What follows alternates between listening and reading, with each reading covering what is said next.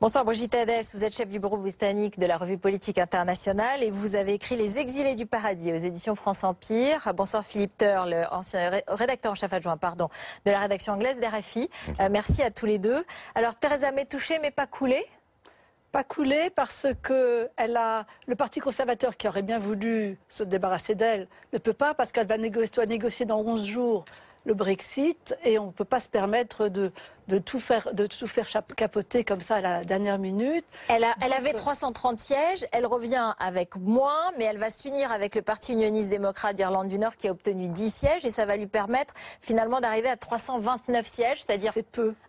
Et c'est bien peu par rapport au pari qu'elle voulait faire. Surtout que si elle a besoin à chaque fois de retourner sur le Parlement pour négocier son Brexit ou pour expliquer ce qu'elle a fait, parce que maintenant le Parlement est renforcé, il suffit qu'il y ait quelques voix pour dire non, pour qu'elle soit vraiment en ballottage de nouveau. Donc, mais concrètement, qu'est-ce que ça... Moi, je pense qu'en fait, elle a vraiment voulu, on a voulu l'empêcher parce qu'elle n'a pas du tout pris en compte 48% des gens qui voulaient pas du tout sortir de l'Europe et de l'Union européenne. Et en même temps, Jeremy Corbyn, il n'est pas super clair sur le Brexit. Non, mais c'était pas une élection entre quelqu'un qui est pour le Brexit et quelqu'un qui est contre le Brexit. C'était pas du tout ça. C'est l'élection pour le hard Brexit ou le soft Brexit. Ok, je comprends. Donc des questions purement intérieures et de vie quotidienne, évidemment, pour une élection nationale. Mais en même temps, quand même, une question autour du Brexit, parce que de fait. Est-ce qu'elle a les moyens d'aller au Brexit dur et est-ce qu'il y a une alternative?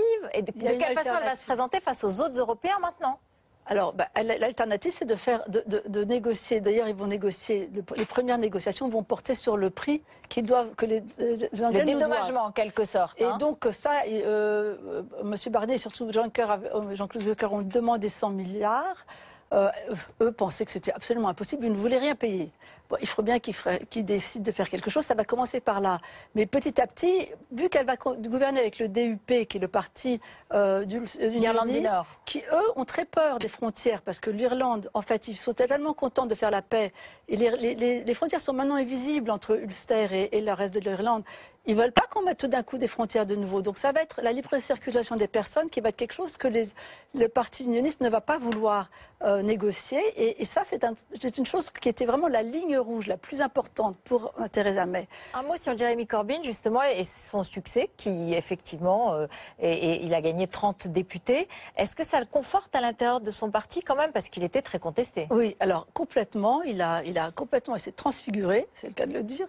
Mais en même temps, je pense qu'il a vraiment fait appel les Anglais ne voulaient plus du plan d'austérité des Tories. Ils détestent les conservateurs.